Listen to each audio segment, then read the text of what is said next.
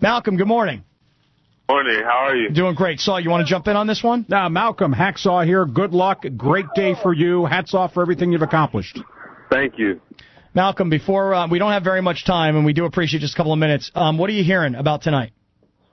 I'm hearing anywhere in the second round, which is good for me. Everything's a blessing. Malcolm, really quickly, just take us back to the story of a couple of years ago, before you got to San Diego State.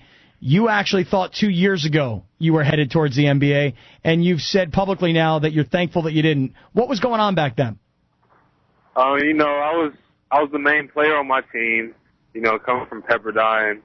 I felt I was good enough. People were telling me I was good enough.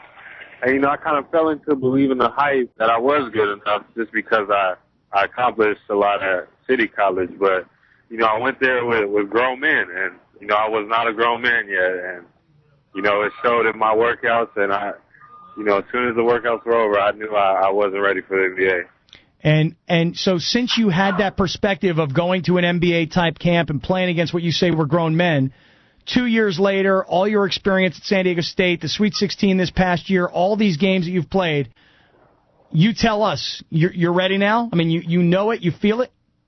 Yeah, I know I'm ready. Coach Fisher and the rest of the coaching staff, they taught me how to, be a workhorse on the court and, not take plays off. And I feel like that's what NBA teams look for. I feel like that's what NBA teams need. And, I'm going to continue to show them that I have a motor that's ready for the NBA. I'm going to just play hard and try to get better every day.